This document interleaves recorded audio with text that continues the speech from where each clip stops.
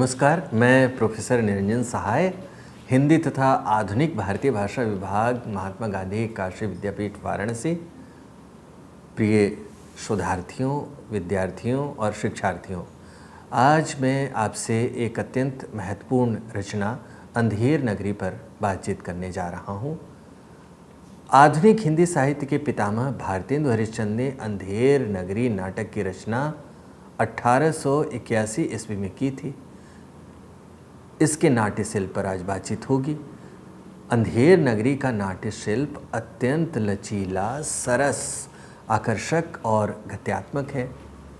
भारतेंदु जी द्वारा इसमें किसी एक प्रकार के परंपरागत अथवा आधुनिक शिल्प का प्रयोग नहीं किया गया है, बल्कि नाटक को रूढ़ियों एवं परंपरागत ढांचे से मुक्त किया गया है। यह भारतेंदु जी की निरंतर नवीन ग्रहण वृत्ति और रचना वृत्ति को स्पष्ट करता है। अंधेर नगरी की पूरी कथा वस्तु 6 अंकों या दृश्यों में विभाजित है और इन अंकों में कोई विशेष दृश्य विधान नहीं है। इस नाटक में भारतेंदु जी की विशेषता उन अंकों या दृश्यों की कल्पना, उनके संयोजन और उनकी नाटकीयता में है। नाट्य शिल्प पर चर्चा करने से पहले इस नाटक के पात्र और कथानक पर विचार कर लेना ज़रूरी लग रहा है। पात्र हैं महंत गोवर्धन दास, नारायण दास, राजा, मंत्री, माली, राजा के 2 नौकर, फरियादी कल्लू, बनिया, कारीगर, चूने वाला, भिस्ती, कसाई, गरेड़िया, कोतवाल, 4 सिपाही, कबाब वाला, घासीराम, नारंगी वाली, हलवाई, कुजड़िन, पाचक वाला, मछली वाली, जाति बेचने वाला ब्राह्मण, बनिया इत्यादि। कथानक के बारे में एक समझ बना लें। जैसा कि हम जानते हैं कि अंधेर नगरी नाटक 6 दृश्यों में विभक्त है। उसके प्रथम दृश्य में महंत अपने 2 चेलों के साथ एक स्थान पर दिखाई पड़ते हैं, जो अपने शिष्यों गोवर्धन दास और नारायण दास को पास के शहर में भिक्षा मांगने के लिए भेजते हैं। वे गोवर्धन दास और नारायण दास को लोभ के बुरे परिणामों के प्रति सचेत करते हैं। दूसरे दृश्य में शहर के बाजार का चित्रण है, जहां सब कुछ टके सेर बिक रहा है। गोवर्धन दास बाजार की यह कवायद देखकर आनंदित होता है और 7 पैसे में 2.5 सेर मिठाई लेकर अपने गुरु के पास लौट आता है। तीसरे दृश्य में महंत के पास दोनों शिष्य लौटते हैं। नारायण दास कुछ नहीं लाता है, जबकि गोवर्धन दास 2.5 सेर मिठाई लेकर आता है। महंत शहर में गुणी और अवगुणी को एक ही भाव मिलने की खबर सुनकर सचेत हो जाते हैं और अपने शिष्यों को तुरंत ही शहर छोड़ने को कहते हैं। वे कहते हैं, सेत सेत सब एक से जहाँ कपूर कपास, ऐसे देश कुदेश में कबहू न कीजे बास। नारायण दास उनकी बात मान लेता है, जबकि गोवर्धन दास सस्ते स्वादिष्ट भोजन की लालच में वहीं रह जाने का फैसला करता है। चौथे दृश्य में अंधेर नगरी के चौपट राजा के दरबार और न्याय का चित्रण है। शराब में डूबा राजा फरियादी के बकरी दबने की शिकायत पर बनिया से शुरू होकर कारीगर, चूने वाले, भिस्ती, कसाई और गड़ेरिया से होते हुए कोतवाल तक जा पहुंचता है और उसे फांसी की सजा सुना देता है। 5वें दृश्य में मिठाई खाते और प्रसन्न होते मोटे हो गए गोवर्धन दास को 4 सिपाही पकड़कर फांसी देने के लिए ले जाते हैं। वे उसे बताते हैं कि बकरी मरी, इसलिए न्याय की खातिर किसी न किसी को तो फांसी पर ज़रूर चढ़ाया जाना चाहिए। जब दुबले कोतवाल के गले में फांसी का फंदा बड़ा निकला तो राजा ने किसी मोटे को फांसी देने का हुक्म दे दिया है। 6ठे दृश्य में श्मशान में गोवर्धन दास को फांसी देने की तैयारी पूरी हो गई है। तभी उसके गुरु महंत जी आकर उसके कान में कुछ मंत्र देते हैं। इसके बाद गुरु शिष्य दोनों फांसी पर चढ़ने की उतावली दिखाते हैं। राजा यह सुनकर कि इस शुभ साइत में फांसी चढ़ने वाला सीधा बैकुंठ जाएगा, स्वयं को ही फांसी पर चढ़ाने की आज्ञा देता है। इस तरह अन्यायी और मूर्ख राजा स्वतः ही नष्ट हो जाता है। आइए नाट्य शिल्प के बारे में समझें। भारतेंदु जी ने व्यावहारिकता और उपयोगिता के दबाव के कारण अंधेर नगरी नाटक का शिल्प लचीला बनाया है। यह एक कसी हुई शिल्प संरचना का नाटक है। इसका लचीला शिल्प लचीला इसलिए है कि इसमें अनेक नाट्य रूपों और तत्वों की संभावनाएं जगाने की क्षमता है। अंधेर नगरी की कथा लोक परंपरा और लोक वार्ता से ली गई है। गीत और संवाद भी जनता के बीच से सीधे उठाए गए हैं। इसमें लोक शैली का खुलापन है। इसी कारण यह किसी बंधे बंधाए सांचे का मोहताज नहीं रहा है। इस नाटक के लचीले शिल्प की वजह से ही कोई इस पर नीति कथा का प्रभाव देखता है तो कोई लोक वार्ता का, कोई इसे प्रहसन मानता है तो कोई असंगत नाटक, कोई इसे नौटंकी से प्रभावित मानता है तो कोई लोक नाटक से। इस छोटे से नाटक में अनेक नाट्य रूपों की संभावना इसके नाट्य शिल्प के लचीलेपन को प्रमाणित करती है। नाटक में गीत संगीत के तत्वों की भरमार है जो इसे लोक नाटक के आसपास खड़ा करती है। गीत संगीत लोक नाटकों की जान होती है। अंधेर नगरी के गीत नाटक प्रसंगानुकूल तो हैं ही, वे स्वतंत्र कविता जैसा महत्व भी रखते हैं। गीत संगीत का नियोजन सुरुचिपूर्ण है, इसमें कहीं फुहड़ता नहीं है। भारतेंदु गीतों को देश दशा के साथ जोड़कर इस तरह प्रस्तुत करते हैं कि ये गीत हर युग के प्रेक्षक और पाठक के आकर्षण बन गए हैं। जैसे चना बनावे घासी राम जिसकी झोली में दुकान, चना चुरमुर चुरमुर बोले बाबू खाने को मुंह खोले, चना खाए गफूरन मुन्ना बोले और नहीं कुछ सुनना, चना हाकिम सब जो खाते सब पर दोना टिकस लगाते, नीच ऊंच सब एक ही जैसे जैसे भणुए पंडित तैसे, कुल मर्जाद न मान बढ़ाई सबय एक से लोग लुगाई, जात पात पूछ नहीं कोई हरि को भजे से हरि का होई, वेश्या जोरू एक समाना बकरी गऊ एक करी जाना। लोक नाट्य तत्वों के प्रति उनकी निष्ठा का ही प्रमाण है कि भारतेंदु जी ने इस नाटक की कथा नीति कथा के अनुरूप रखी है। महंत के आदि से अंत के उपदेश भी नीति परक हैं। चौपट राजा के फांसी चढ़ने से भी शिक्षा मिलती है। जैसे सेत सेत सब एक से जहाँ कपूर कपास, ऐसे देश कुदेश में कबहु न कीजे बास, कोकिल बायस एक सम पंडित मूरख एक, इंद्रायन दाड़िम विषय जहान नेक विवेक। अपने व्यंग्यों के माध्यम से भारतेंदु जी ने सर्वत्र और सर्वदा भारतीय समाज की रूढ़ियों और परंपराओं का विरोध किया, और ऐसा इसलिए किया कि सामान्य जनता जागरूक हो।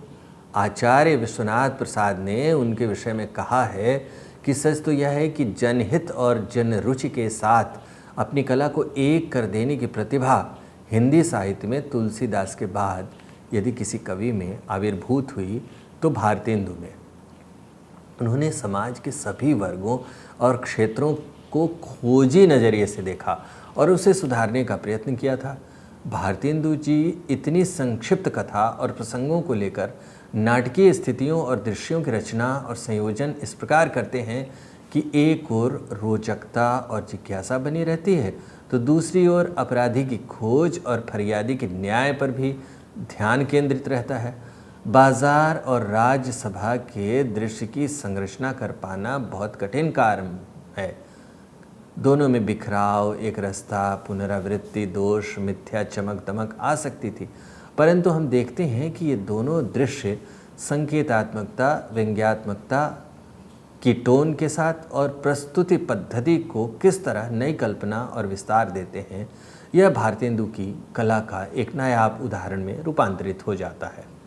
भारतेंदु जी ने बेचने वाले के क्रम में उनकी शब्दावली, उनके निजी टोन और लय के अंतर को बनाए रखा है।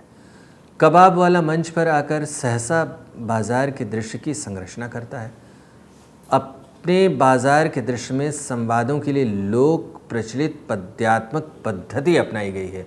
आज भी बाजार में गा गा कर सामान बेचने की परंपरा है। किसी बाजार में चले जाइए जहाँ लोक बाजार लगता है, हाट में या सब्जी के बाजार में किस तरह से गा गा के लोग आज भी अपने सामान को बेचते हैं। पुरुष और स्त्री स्वरों के क्रम से भारतेंदु ने अंधेर नगरी में दृश्य के आकर्षण को बढ़ा दिया है। उनका मानना था मुगल और जात वाला ब्राह्मण अपने प्रस्तुत क्रम में कहीं पहले एकदम शुरू में ही रखे गए होते तो वह व्यंग नहीं उभरता।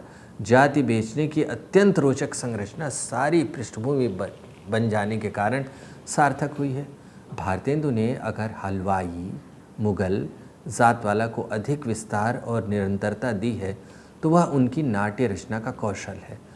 कथा विन्यास में चुस्ती, संगठन का तारतम्य, आंतरिक व्यंजनाएं अंधेर नगरी को एक पूर्ण नाटक बनाती है। हम यह समझ सकते हैं कि राजसभा का दृश्य एक ही स्थान का दृश्य होते हुए भी बोझिल न होकर व्यंजनात्मक इसलिए बनता जाता है क्योंकि उसमें निरंतर नए नए पात्रों का प्रवेश, फिर उनका प्रस्थान, प्रश्न और उत्तर चलते रहते हैं, जिससे परिवर्तनशील गत्यात्मक स्थितियां बनी रहती हैं। आप इस नाटक को पढ़िए या देखिए तो एक से जुड़े हुए दूसरे दृश्य इस कदर आवाजाही करते रहते हैं एक दूसरे के बीच कि ऐसा लगता है कि निरंतरता उसकी जान है। तो हम देखते हैं कि यह जो परिवर्तनशील गत्यात्मक स्थितियां हैं वह नाटक की रोचकता के निर्माण में सहायक साबित होती हैं।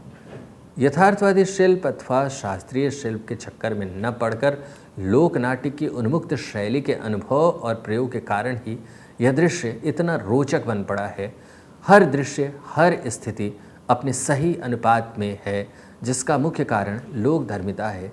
अंधेर नगरी का नाट्य शिल्प लोक नाटकों से प्रेरित माना जा सकता है।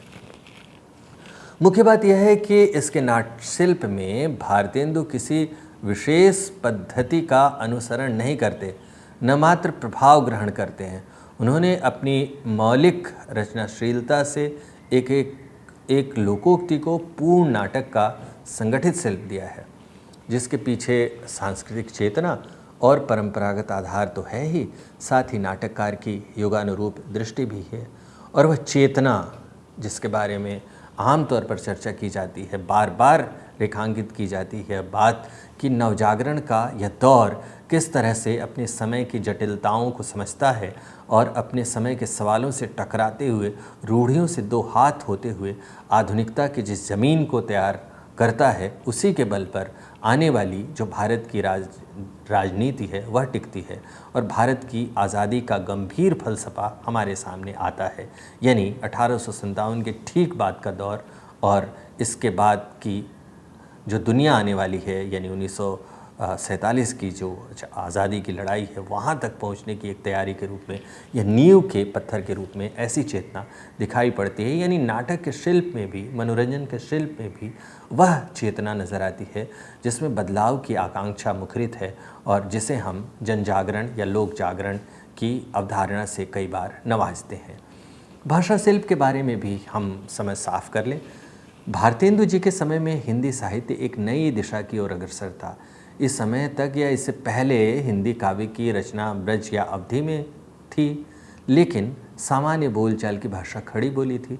अतः भारतेंदु जी एक और प्राचीनता के प्रेमी के रूप में नजर आते हैं तो दूसरी तरफ नवीनता के सूत्रधार के रूप में भी नजर आते हैं। इस प्रकार ऐसी स्थिति में अपने काव्य के क्षेत्र में ब्रज और अवधि का प्रयोग किया। उन्होंने तो गद्य के क्षेत्र में खड़ी बोली का व्यवहार किया।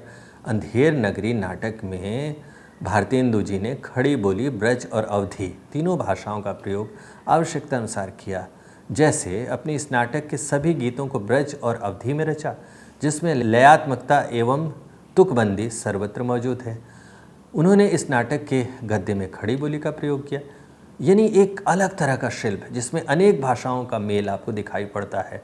आज आज़ादी की इतनी लंबी यात्रा के बाद हम यह समझ पाने में सफल हुए हैं कि बहुभाषिकता हमारे समय की एक महत्वपूर्ण आदत है और हमारी सांस्कृतिक विरासत का वह नायाब तोहफा, जिसके बल पर हम आने वाली नस्लों के लिए एक सुस्पष्ट भाषाई नीति तैयार कर सकते हैं, समझ सकते हैं। शिक्षाविद बताते हैं कि शैक्षणिक दुनिया में इस जो हमारी संपदा है इसका बेहतरीन उपयोग होना चाहिए। हम सभी अचरज में पड़ जाते हैं कि भारतेंदु ने उस ज़माने में जो नाटक लिखा उसमें कई भाषाएं एक साथ एक ही रचना में वो प्रस्तुत करने में कामयाब होते हैं। ब्रज भाषा भी है, अवधि भी है और खड़ी बोली हिंदी भी है, वह भी एक ही रचना में। जैसे ब्रज भाषा का उदाहरण देखिए, राम भजो राम भजो राम भजो भाई, राम के भजे से गणिका तर गई, राम के भजे से गीध गति पाई, राम के नाम से काम बने सब, राम के भजन बिनु सब ही नसाई, राम के नाम से दोनों नयन बिनु सूरदास भय कवि कुलराई। राम के नाम से घास जंगल की तुलसीदास भये भजी रघुराई। आइए खड़ी बोली का उदाहरण देख लें। खड़ी बोली का उदाहरण संवाद में जिस तरह से किया गया है वह बड़ी खूबसूरत है। एक दो उदाहरण देखिए। बच्चा नारायण दास, यह नगर तो दूर से बड़ा सुंदर दिखाई पड़ता है। देख कुछ भिक्षा उच्छा मिले तो ठाकुर जी का भोग लगे, और क्या। महाराज, कल्लू बनिया की दीवार गिर पड़ी, सो मेरी बकरी उसके नीचे दब गई। दुहाई है महाराज, न्याय हो। नाटक का आदि और अंत भी शिल्प की दृष्टि से महत्वपूर्ण है। जैसे संस्कृत नाटक की शुरुआत मंगलाचरण से होती है, लोक नाटक का प्रारंभ वंदना से होता है, पारसी रंगमंच पर कोरस में की गई प्रार्थना से नाटक शुरू होता है, वैसे ही भारतेंदु काल में अव्यावसायिक रंगमंच पर नाटक की शुरुआत गीत संगीत से होती है। इस नाटक का प्रारंभ एक भजन से होता है, राम भजो राम भजो राम भजो भाई।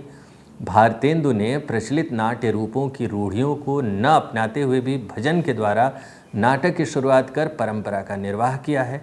नाटक का अंत भरतवाक्य से नहीं किया गया, बल्कि एक नीतिपरक दोहे से किया गया। यह दोहा संदेश से भरा हुआ है और भरतवाक्य जैसा प्रभाव छोड़ता है। जहाँ न धर्म न बुद्धि नहीं, नीति न सुजन समाज। जहाँ न धर्म न बुद्धि नहीं, नीति न सुजन समाज। तो ऐसे ही आपहु न से जैसे चौपट राज। अब आप देखिए कि शासन की अंधेर गर्दी किस तरह से न्याय व्यवस्था को ध्वस्त करती है, और शासन की उस अंधेर गर्दी का शिकार हर आदमी अपने तरीक़े से होता है, चाहे वह प्रशासन चलाने वाला कोतवाल हो या रक्षा में लगा हुआ कोतवाल हो, या फिर समाज को गति देने वाला वह पुजारी या साधु है, जो कि एक तरह से विचार का केंद्र माना गया है। उसी तरह से उसके जो शिष्य हैं, यानी समाज का हर एक वर्ग उससे प्रभावित होता हुआ नज़र आता है। तो हम समझ सकते हैं कि अंधेर नगरी नाटक के माध्यम से भारतेंदु ने जिस नाट्य शिल्प को रचा है, उसमें दोनों ही विशेषताएं बड़ी ही खूबसूरती से संयोजित की गई है। एक तो उसमें जो बात कही गई है वह हमारे समय के साथ ही उस दौर के जो तत्व हैं या जो रेशे हैं उनके साथ जुड़ने का प्रयास करता हुआ यह नाटक दिखता है, जो जिस दौर में यह नाटक लिखा गया।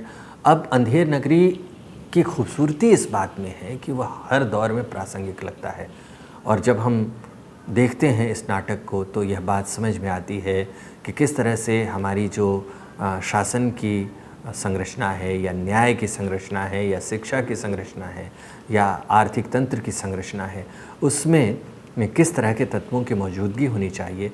एक व्यंग के माध्यम से भारतेंदु जी ने इस नाटक के द्वारा जिस शिल्प के साथ, जिस भाषा के साथ, जिस कथ्य के साथ एक सौंदर्य को रचा है, वह बड़े काम का है। यह नाटक देश के किसी भी लोक नाट्य शैली में प्रस्तुत किए जाने की सामर्थ्य रखता है। इस नाटक के सभी पात्र अपने अपने मूल स्वभाव में रहते हुए भी संश्लिष्ट, व्यंजक और जीवित पात्र लगते हैं। इतने बड़े समूह को छोटे से नाटक में संभालना तथा वाक चातुर्य, जन संस्कार, अर्थ सौंदर्य और अभिनयात्मकता से तराशना भारतेंदु की पात्र सृष्टि और रचना विधान की मौलिकता का प्रमाण है। इसकी भाषा, संवाद रचना और रंगमंचीय कौशल महत्वपूर्ण है। इसमें हमारी मान्य परंपराएं और आधुनिक चेतना, जनसमूह की शक्ति समन्वित है। अतः असंगत रूढ़ियों से मुक्ति का शिल्प विधान करना इस नाटक का मूल सौंदर्य और उद्देश्य है। मुझे विश्वास है कि आपने अंधेर नगरी के नाट्य शिल्प को बखूबी समझा होगा। नमस्कार।